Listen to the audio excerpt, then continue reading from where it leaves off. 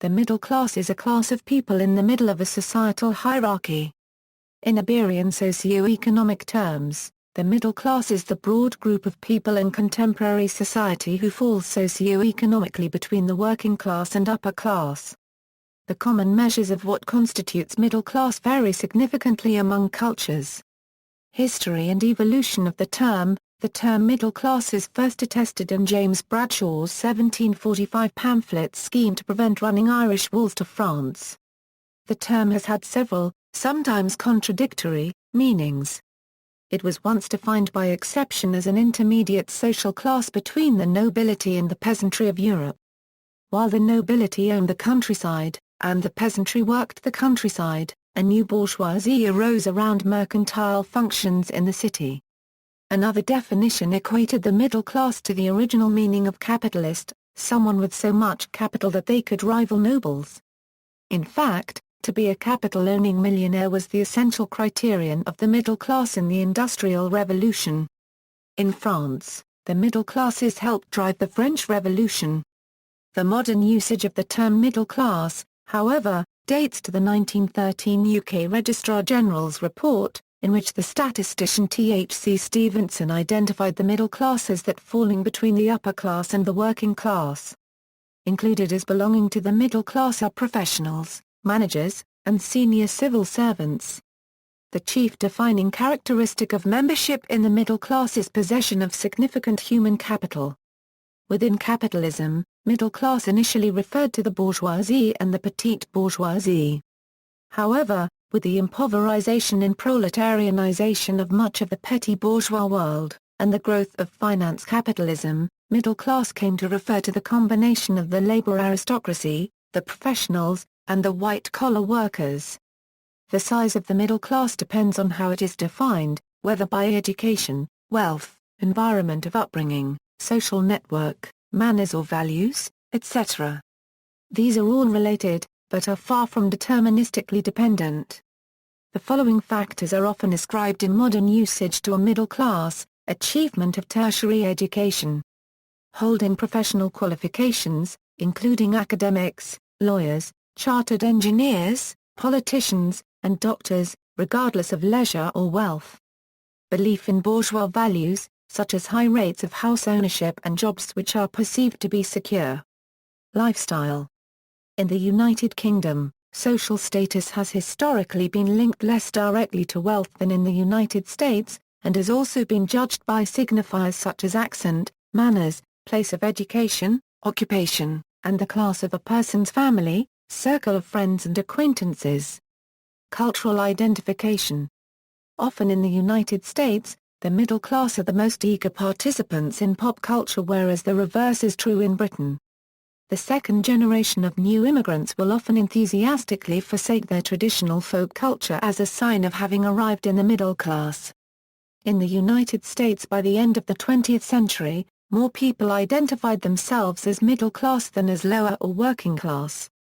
The British Labour Party, which grew out of the organised labour movement and originally drew almost all of its support from the working class, reinvented itself under Tony Blair in the 1990s as New Labour, a party competing with the Conservative Party for the votes of the middle class as well as the working class. By 2011, almost three-quarters of British people were also found to identify themselves as middle class. Marxism. In Marxism, which defines social classes according to their relationship with the means of production, the middle class is said to be the class below the ruling class and above the proletariat in the Marxist social schema. Marxist writers have used the term in two distinct but related ways.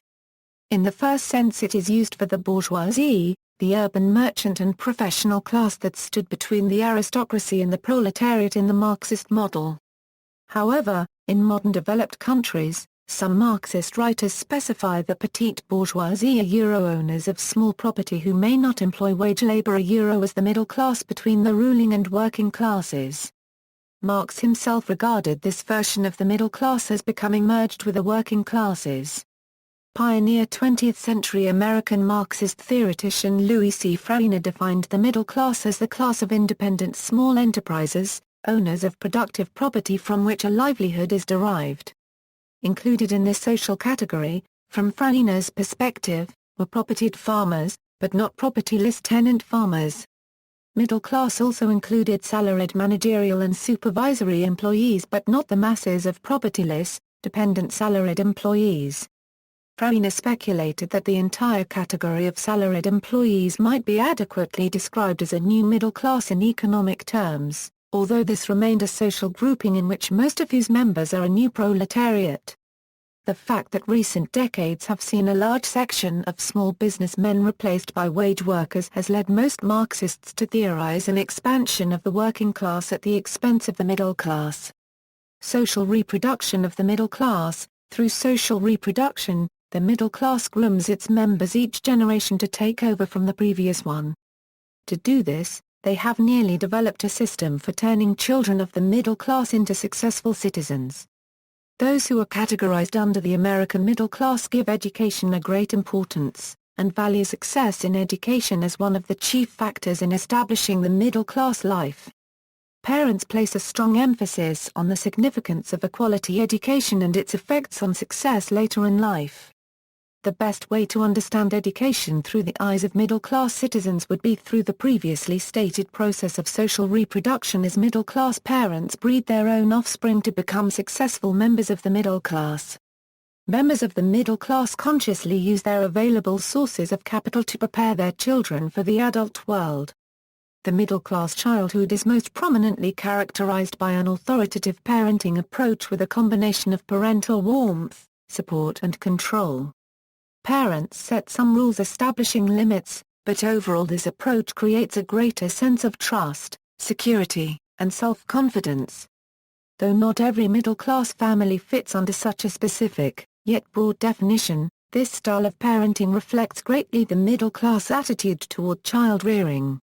Teach your children through an active role as parent, which includes a relatively positive parent-child relationship, where the parent plays an active role in the child unregistered trademark life, making sure to be there for emotional support and guidance in order to shape unregistered trademark children into proper, hard-working middle-class citizens. In addition to an authoritative parenting style, middle-class parents provide their children with valuable sources of capital. By spending a lot of time helping their children learn to express themselves effectively, middle-class parents are equipping their children with cultural capital. In a study conducted by sociologist Annette Larrow, she uses an example of 9-year-old Alex, a middle-class child at the Dr. Unregistered Trademark office getting his regular checkup. Alex's mother has suggested he start thinking of a few questions to ask. When the doctor mentions a confusing term to Alex, his parental guidance provides him with the confidence to ask questions and assert himself, whereby he proceeds in conversation with the doctor, offering up his own opinions and even putting to test the doctor's. Middle-class parents want their children to understand and appreciate the life provided to them in a complicated and sometimes threatening modern world, to appreciate that living well requires a careful study of this world, and do this by painstakingly explaining the reasoning for the decisions and orders they issue. Valuing the importance of networking, as outlined below, middle-class parents provide human capital to their children by frequently signing up boys and girls for various adult-run activities, such as soccer, dance, or music lessons. Sometimes having as many as 3 or 4 per week or even more. Middle-class families utilize their capital resources in order to maintain or develop further their status as members of the middle class, often hoping to rise to the upper middle or upper classes. Children from middle-class families develop a sense of entitlement. A result of the investments in capital provided and encouraged by parents, middle-class children are far more likely than their working-class or lower-class counterparts to feel this sense of entitlement. Following the sense of entitlement given to middle-class students from their parents, going to college is an assumption. The striking majority of middle-class children have no reason to question the thought of going to college. Never an option, but always an assumption that a college degree is a prerequisite to success in life. This thought can be seen even more so from parents with higher education, whose greater appreciation for autonomy leads them to want the same for their children. Parents of middle-class children make use of their social capital when it comes to their children a unregistered trademark s education as they seek out other parents and teachers for advice. Some parents even develop regular communication with their child a unregistered trademark s teachers, asking for regular reports on behavior and grades. When problems do occur, middle-class parents are quick to enlist the help of professionals when they feel their children need such services. The middle-class parents' unregistered trademark involvement in their children unregistered trademark s schooling underlines their recognition of its importance. Some would even argue that the middle class is the key to a better educated nation. Doob reminds us that a middle-class people are open to information and influence from various members of their class What he means by this is that members of the middle class are far more likely to reach out for help from other middle-class families than individuals from lower classes who either don't unregistered trademark T have access to such networks or do not feel confident enough to look for them. Professional managerial class. In 1977 Barbara Ehrenreich and her then-husband John defined a new Marxist class in United States as salaried mental workers who do not own the means of production and whose major function in the social division of labor is the reproduction of capitalist culture and capitalist class relations. The Ehrenreichs named this group the professional managerial class. This group of middle-class professionals are distinguished from other social classes by their training and education, with example occupations including academics and teachers, social workers, engineers, managers, nurses, and middle-level administrators. The Ehrenreichs developed their definition from studies by Andrew Copyright Gortz, Serge Mallet, and others, of a new working class, which, despite education and a perception of themselves as being middle class, were part of the working class because they did not own the means of production, and were wage earners paid to produce a piece of capital. The professional managerial class seeks higher rank status and salary, and tend to have incomes above the average for their country. Compare the term managerial caste. Recent growth of the global middle class. In February 2009, The Economist announced that over half the world's population now belongs to the middle class, as a result of rapid growth in emerging countries.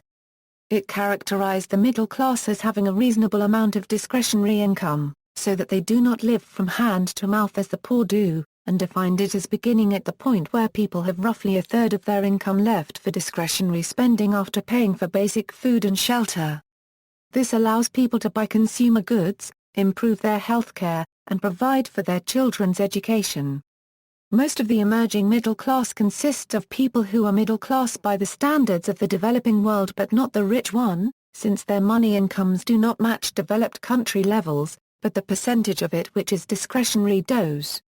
By this definition, the number of middle class people in Asia exceeded that in the West sometime around 2007 or 2008. The Economist's article pointed out that in many emerging countries the middle class has not grown incrementally, but explosively. The rapid growth results from the fact that the majority of the people fall into the middle of a left-skewed bell-shaped curve, and when the peak of the population curve crosses the threshold into the middle class, the number of people in the middle class grows enormously. In addition, when the curve crosses the threshold, economic forces cause the bulge to become taller as incomes at that level grow faster than incomes in other ranges. The point at which the poor start entering the middle class by the millions is the time when poor countries get the maximum benefit from cheap labor through international trade, before they price themselves out of world markets for cheap goods. It is also a period of rapid urbanization, when subsistence farmers abandon marginal farms to work in factories, resulting in a several-fold increase in their economic productivity before their wages catch up to international levels. That stage was reached in China sometime between 1990 and 2005, when the middle class grew from 15% to 62% of the population, and is just being reached in India now. The Economist predicted that surge across the poverty line should continue for a couple of decades and the global middle class will grow enormously between now and 2030. As the American middle class is estimated at approximately 45% of the population, The Economist's article would put the size of the American middle class below the world average.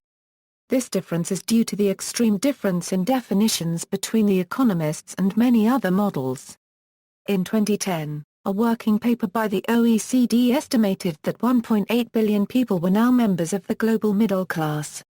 Middle class in Russia. In 2012, middle class in Russia was estimated as 15% of the whole population.